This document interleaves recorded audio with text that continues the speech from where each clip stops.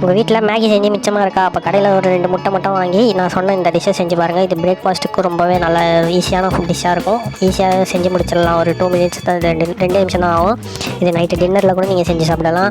ரொம்பவே ஈஸியானது, காஸ்ட்டும் ரொம்ப கம்மி தான். வாங்க வீடியோக்குள்ளே போகலாம். நம்ம சேனல் பேர் மகிழ் குக் யூடியூப் சேனல். நம்ம சேனலை சப்ஸ்கிரைப் பண்ணி வச்சுக்கோங்க. வீடியோவை லைக் பண்ணிவிட்டு இந்த வீடியோ கண்டினியூ பண்ணி. இந்த வீடியோ பார்க்கறதுக்கு ஒரு 2 நிமிஷம் தான் இருக்கும். செய்கிறதுக்கு வந்து ரொம்பவே சீக்கிரமாக முடிஞ்சிடும். ஒரு 3 முட்டையை நான் உடச்சி ஊற்றி வச்சுருக்கேன். அது கூட கொஞ்சோண்டு கேரட்டு, ஆனியனை வந்து சாப் பண்ணி ஆட் பண்ணிக்கிறேன். பாருங்கள் வீடியோவில் எப்படி இருக்குது, அதே மாதிரி ஆட் பண்ணிக்கோங்க. ஆட் பண்ணிவிட்டு கொஞ்சோண்டு சால்ட்டும் பிளாக் பெப்பரையும் நான் ஆட் பண்ணிக்கிறேன்.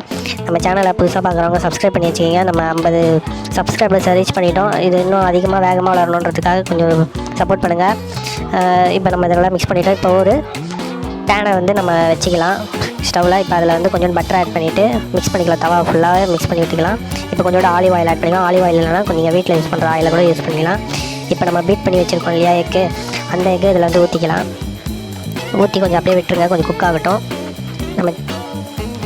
நம்ம இதுக்கு முன்னாடி போட்டிருக்க வீடியோஸ்லாம் ரொம்பவே புதுசாக ஒரு ஃப்யூஷன் ரெசிபியெல்லாம் நம்ம போட்டிருப்போம். அந்த ஃப்யூஷன் ரெசிபியை வந்து மேலே பின் பண்ணுற கடைசியாக வீடியோ எண்ட்லேயும் நான் எண்டு ஸ்க்ரீனில் கொடுக்குறேன். அதை பார்த்து சப்போர்ட் பண்ணுங்கள். இப்போ நூடுல்ஸ் வந்து நம்ம மிச்சமாக இருக்குது இல்லையா வீட்டில், அந்த நூடுல்ஸை வந்து ஆம்லேட்டில் வச்சுக்கலாம். வச்சுட்டு ஒரு 2 சீஸ் ஸ்லைஸு வந்து நம்ம இப்போ வச்சுக்கிறோம். அது மேலே வச்சுட்டு இப்போ நம்ம ஆம்லேட்டை வந்து இன்னொரு பக்கத்தில் வந்து இது மேலே மடித்து விட்டுக்கலாம். இப்போ வீடியோவில் எப்படி இருக்கோ அதே மாதிரி பார்த்து மடித்து விட்டுக்கோங்க. பிரேக்ஃபாஸ்ட்டில் ரொம்பவே நல்லா ஹெல்த்தியான பிரேக்ஃபாஸ்ட்டாக அது இருக்கும்.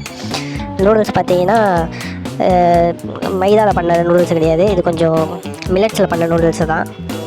இது மேலே கொரியண்டர் ஆட் பண்ணிவிட்டு இப்போ நம்ம இதை கட் பண்ணி பார்க்கலாம். சீஸ் உள்ளே இருக்கிறதுனால அது எப்படி இருக்குது பாருங்கள், மெல்ட் ஆகி ரொம்ப டேஸ்டியான பிரேக்ஃபாஸ்ட்டாக இருக்கும். நம்ம இதை ட்ரை பண்ணி பார்த்துட்டு கமெண்ட்டில் சொல்லுங்கள்.